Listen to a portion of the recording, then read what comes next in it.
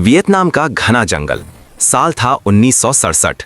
हवा में नमी थी और हर तरफ बस बारूद की गंध और इंसेक्ट्स की भिनभिनाहट।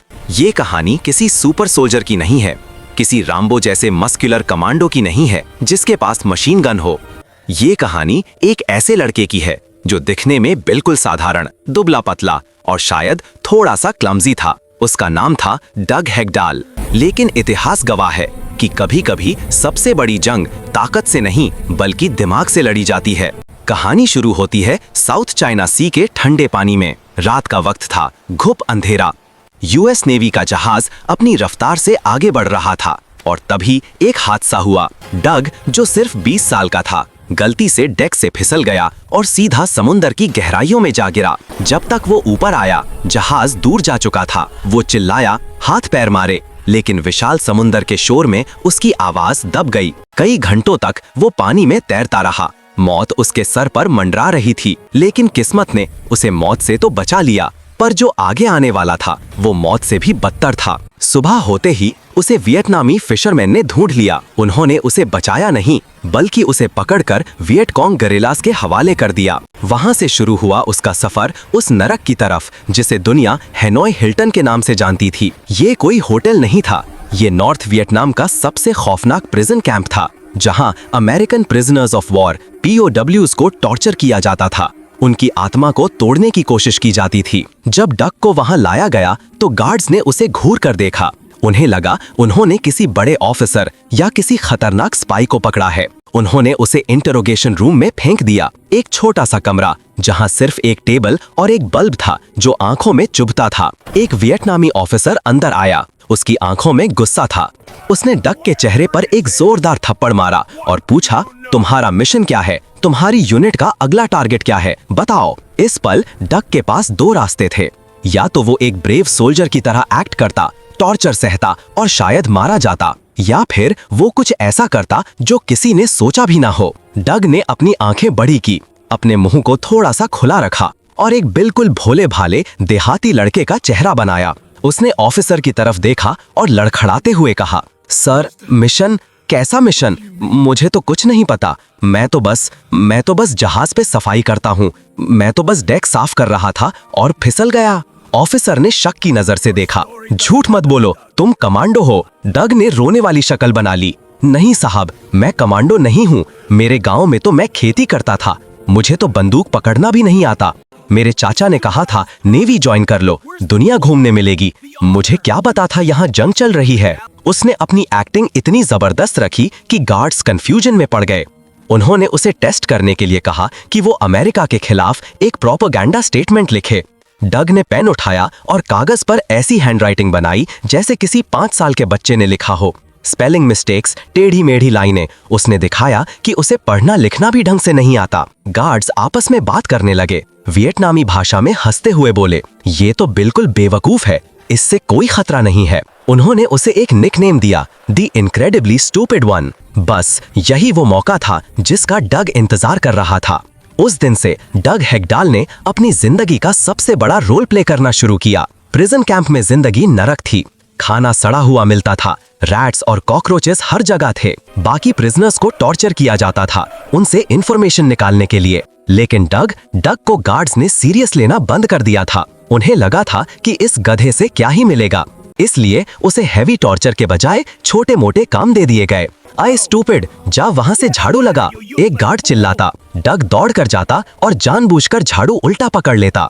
गार्ड्स उसे देखकर हंसते, उसका मजाक उड़ाते और उसे ठोकर मारकर सही करते। डग नीचे गिरता, माफी मांगता और फिर वही बेवकूफी करता। गार्ड्स को एंटरटेनमेंट मिल गया था।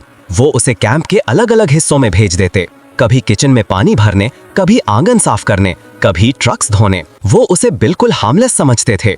उन्हें लगता था कि इसके दिमाग में कुछ घुसता ही नहीं है। लेकिन उन्हें जरा भी अंदाजा नहीं था कि डग की वो भोली आंखें एक हाई डेफिनेशन कैमरा की तरह काम कर रही थीं। जब वो आंगन में झाड़ू लगा रहा होता तो उसकी नजरें गार्ड्स के मूवमेंट्स पर होती थीं। कौन सा गार्ड कितने बजे शिफ्ट बदलता है, कौन सा गेट कमजोर है, कहां से दीवार कूदी जा सकती है, वो सब कुछ अपने दिमाग में रिकॉर्ड कर रहा था। सबसे बड़ी चीज जो डग कर रहा था वो थी प्रिजनर्स के नाम याद रखना। हैनोई हिल्टन में हजारों अमेरिकन सोल्जर्स कैद थे।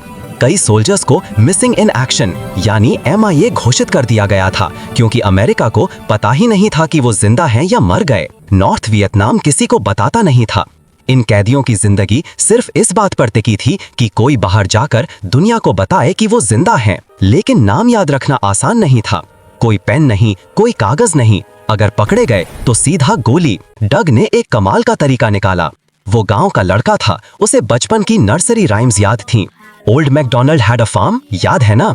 डग ने उस धुन का इस्तेमाल किया। जब वो सेल्स के पास सफाई करता तो अंदर से प्रिजनर्स धीरे से अपना नाम विस्पर करते, captain John Smith, air force. Doug सुनता और झाड़ू लगाते गाता, old MacDonald had a farm, John Smith, air force, EEEIO।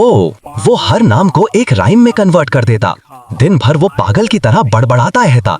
Guard सोचते कि वो अपने आप से बात कर रहा है क्योंकि वो पागल है, लेकिन असल में वो एक जिंदा डेटाबेस बन चुका था।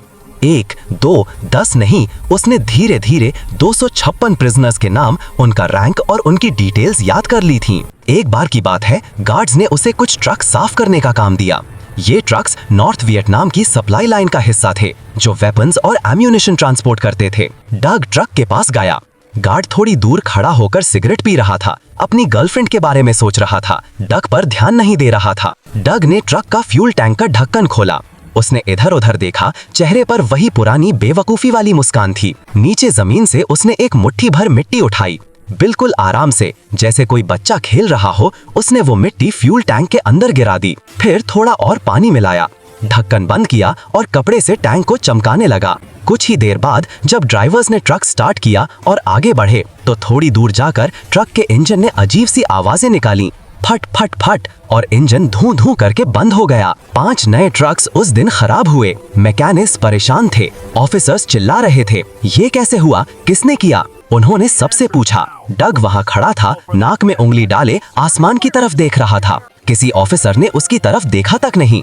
उनके दिमाग में ख्याल भी नहीं आया कि ये मंदबुद्धि इंसान इंजन साबोटाज कर सकता है। उन्होंने सोचा कि फ्यूल की क्वालिटी ही खराब होगी। डग की ये साइलेंट वॉर कई महीनों तक चलती रही। फिर एक दिन नॉर्थ वियतनाम ने डिसाइड किया कि वो दुनिया को दिखाएंगे कि वो कितने दयालु हैं।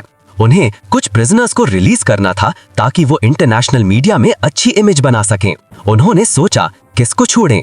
उन्होंने डग को चुना। क्यों? क्योंकि उन्हें लगा था कि ये आदमी इतना बेवकूफ है कि ये प्रेस के सामने कुछ बोल ही नहीं पाएगा, ये हमारे किसी राज को खोल ही नहीं सकता। इससे अमेरिकन मिलिट्री को कोई फायदा नहीं होगा। जब डग को पता चला कि उसे रिलीज किया जा रहा है तो पहली बार वो डर गया। वो नहीं जाना चाहता था। उसकी आंखों में आंसू आ गए।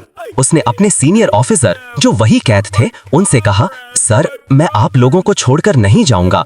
एक सोल्जर अपने भाइयों को पीठ दिखाकर नहीं जाता। सीनियर ऑफिसर ने डग के कंधे पर हाथ रखा। उनकी हालत खराब थी, शरीर टूटा हुआ था, लेकिन आवाज में दम था। उन्होंने कहा, डग, तुम नहीं समझ रहे हो, तुम्हें जाना होगा। तुम्हारे दिमाग में जो 256 नाम हैं, वो सिर्फ नाम नहीं है, वो 256 परिवार हैं जो सालों से अपने बेटों का इंतजार कर रहे हैं। तुम हमारी आवाज हो, तुम्हें जाना होगा और दुनिया को बताना होगा कि हम जिंदा हैं। डग का दिल भारी था, लेकिन उसने ऑर्डर मान लिया। जिस दिन उसे रिलीज किया गया, गार्ड्स ने उसे नए कपड़े दिए। उसे एयरपोर्ट ले जाया गया। वहाँ मीडिया खड़ी थी। डग ने वहाँ भी अपना रोल नहीं छोड़ा। वो चुपचाप डरा सहमा सा चलता रहा। नॉर्थ वियतनामी ऑफिसर्स हंस रहे थे, अपनी सफलता पर खुश थे। लेकिन जैसे ही प्लेन ने वियतनाम की जमीन छोड़ी और इंटरनेशनल एयर स्पेस में पहुंचा, डग का चेहरा बदल गया। वो झुकी हुई कमर सीधी हो गई, उसकी आंखों से वो बेवकूफी गायब हो गई और वहां एक तेज, शार्प इंटेलिजेंस दिखाई देने लगी। अमेरिका पहुंचते ही इंटेलिजेंस ऑफिसर्स और जनरल्स के साथ एक हाई लेवल मीटिंग हुई। शुरू में ऑफिसर्स को लगा कि ये बस एक साधारण सोल्जर है, लेकिन फिर डग बोलना शुरू किया। सर, मैं वहाँ हैनोई हिल्टन में था और मैं अकेला नहीं था। उसने एक सांस ली और फिर शुरू किया। Lieutenant colonel Robinson, shot down 1965, जिंदा है। कैप्टन माइकल, लेग इंजर्ड, जिंदा है। Sergeant Anderson. कमरे में सन्नाटा छा गया, सिर्फ डग की आवाज गूंज रही थी।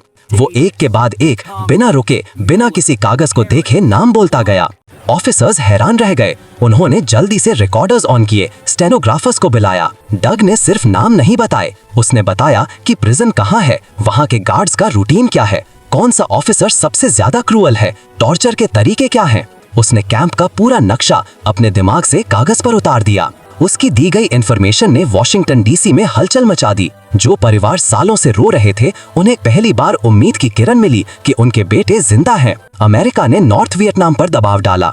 पीस टॉक्स में अब अमेरिका के पास सबूत थे। नॉर्थ वियतनाम अब झूठ नहीं बोल सकता था कि हमारे पास कोई कैदी नहीं है। डग हेगडाल की वजह से, उसकी उस बेवकूफ़ी की वजह से जब वॉर खत्म हुई तो सैकड़ों प्रिजनर्स सही सलामत अपने घर वापस आ सके। लोग कहते हैं कि जंग हथियारों से जीती जाती है, लेकिन डग ने साबित कर दिया कि सबसे बड़ा हथियार इंसान का दिमाग और उसका धैर्य होता है। उसने अपनी ईगो को साइड में रखा, दुनिया के सामने इडियट बना ताकि वो अपने भाइयों की जान बचा सके। वो गार्ड्स जो उस पे हंसते थे, उन्हें कभी पता ही नहीं चला कि उनके बीच एक जीनियस रह रहा था। इसलिए कहते हैं दोस्तों, कभी किसी को कमजोर मत समझना। खामोश रहने वाला इंसान अक्सर सबसे ज्यादा खतरनाक होता है, और जो अपनी अकल का दिखावा नहीं